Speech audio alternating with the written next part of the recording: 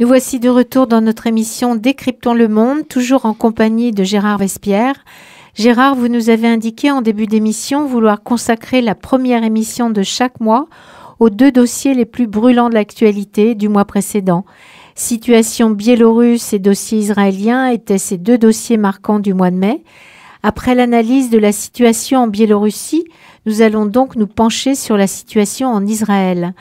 Comme vous l'avez fait sur la Biélorussie, pouvez-vous brièvement nous retracer la situation historique israélienne ?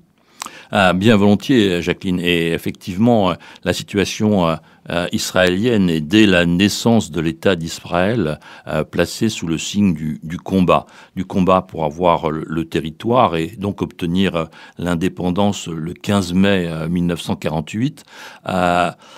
Certains d'entre nous ont la possibilité de se rappeler de la guerre des 6 jours en 1967, donc là où l'État d'Israël se sentant potentiellement attaqué après l'initiative militaire de façon très brillante.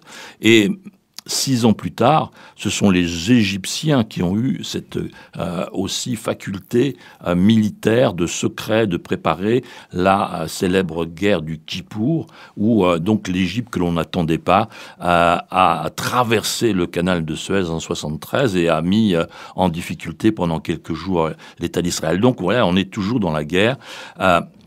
Sont venus ensuite les combats au Liban même, contre l'OLP en 1978-1982, et avec donc la sortie de l'OLP, eh bien, est survenue, et on reparlera tout à l'heure de l'Iran, bien sûr, la naissance du Hezbollah en 1982, justement. Et donc, en 2006, il y a eu à nouveau cet affrontement militaire au Liban entre le Hezbollah et Israël. Donc on est depuis 1948 dans la guerre et le combat de façon symétrique, État contre État, puis après asymétrique, État israélien contre des cerfs-volants incendiaires ou des jets de pierre. Et là, on revient dans le combat symétrique. Après les guerres et les combats que vous venez de nous décrire, les hostilités qui se sont déroulées pendant 11 jours au mois de mai ont, semble-t-il, des caractéristiques différentes. Quelle est la particularité de ces affrontements entre Israël et le Hamas? Et aussi, pour quelles raisons ce conflit a-t-il soudainement éclaté? Alors, effectivement, la soudaineté, aucun observateur n'avait envisagé, prévu une telle situation. Elle s'est appuyée, tel un millefeuille, sur un certain nombre de problèmes qui se sont accumulés. Premièrement, donc, la question de tensions sur le vote des Palestiniens qui résident en Israël sur Jérusalem-Est. Ensuite, il y a eu aussi des projets très concrets d'expulsion donc des Arabes israéliens en dehors du quartier de Sheikh Jarrah. Donc il y a eu à nouveau une tension.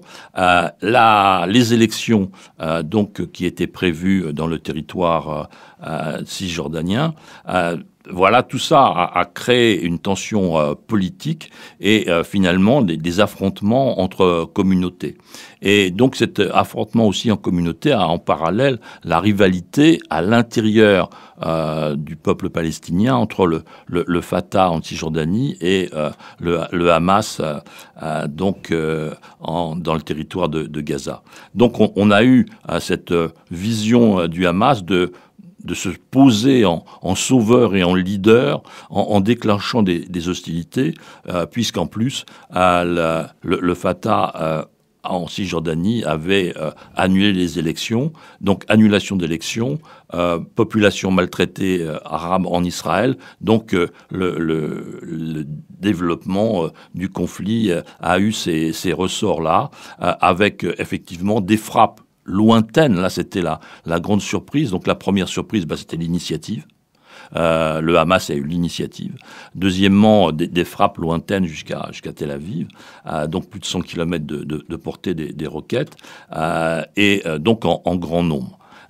On a pu voir à cette occasion, d'ailleurs, l'efficacité du dôme de fer du dispositif israélien. Vous exprimez très clairement la surprise de voir le Hamas attaquer Israël avec un armement nouveau et en grande quantité.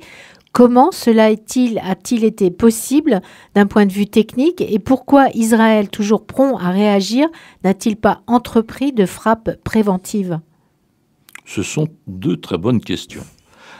Et effectivement, la point de vue technique de l'armement ne peut s'expliquer que par la contribution d'un pays étranger, la contribution dont on parlait il y a quelques instants de l'Iran. Il faut se souvenir que dès 1979, donc à l'arrivée des religieux chiites au pouvoir en Iran, eh bien, il était clairement dit que un des objectifs de la République islamique était la destruction de l'État d'Israël.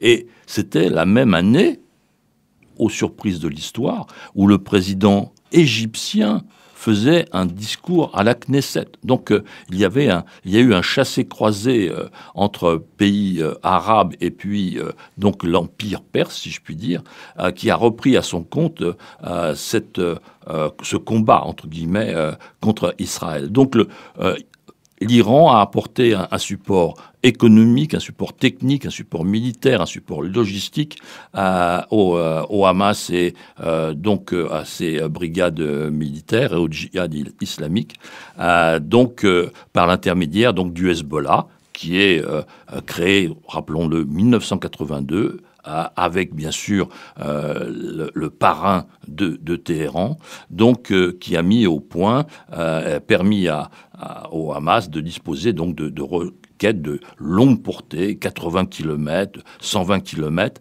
et donc cet armement-là n'a pas été importé, il était fabriqué sur place avec un savoir-faire, et puis les composants essentiels, bien sûr, étant acheminés d'Iran. Alors, Israël n'a pas souhaité, je pense, d'un point de vue politique, préempter, parce qu'il est toujours difficile d'attaquer le premier. Politiquement, il y a un coût, et je crois que l'État d'Israël n'a pas voulu payer cette note-là. Comme nous le savons, les combats n'ont donc duré que 11 jours. Pourquoi et comment, selon vous, le cessez-le-feu a-t-il pu intervenir, si ce n'est rapidement, du moins relativement rapidement? Eh bien, quand on a un affrontement, il s'agit de voir quels sont les buts de guerre des deux parties. Et donc, le but de guerre du Hamas, c'était de faire voir qu'il était capable d'avoir l'initiative. Deuxièmement, qu'il disposait de moyens militaires, si ce n'est perfectionnés, parce que les roquettes ne sont pas guidées, mais au moins de longue portée. Et donc, il pouvait mettre à mal, avec ces tirs en très grand nombre, la population israélienne et de créer de l'insécurité.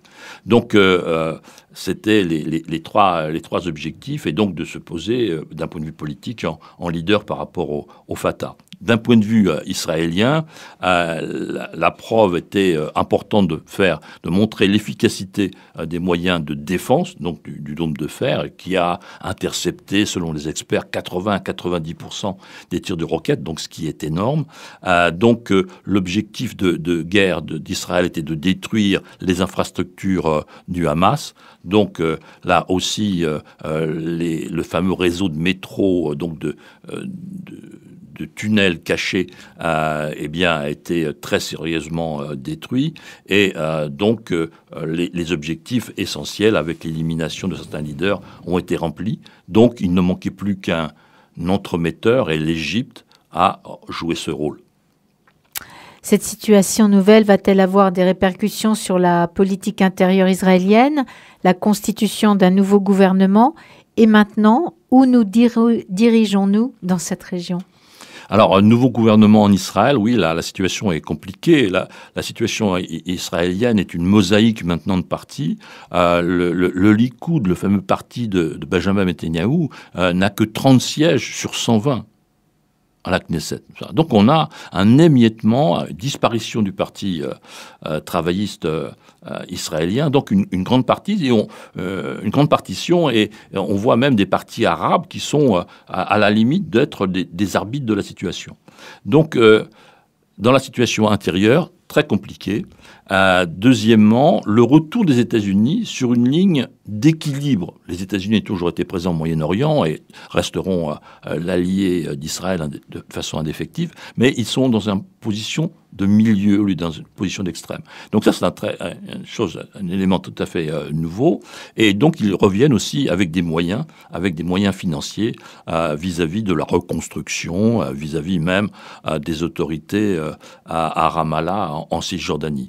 Donc, il y a une page nouvelle qui s'ouvre avec cette remise à niveau entre Gaza, le Hamas et Israël, l'arrivée en position plus d'arbitre des États-Unis, donc une page très ouverte s'ouvre. Merci Gérard de cette conclusion, certes peu optimiste, tout au moins rassurante. Notre émission est à présent terminée.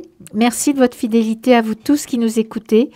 Nous vous donnons rendez-vous jeudi prochain à 9h30 pour que nous décryptions le monde avec vous.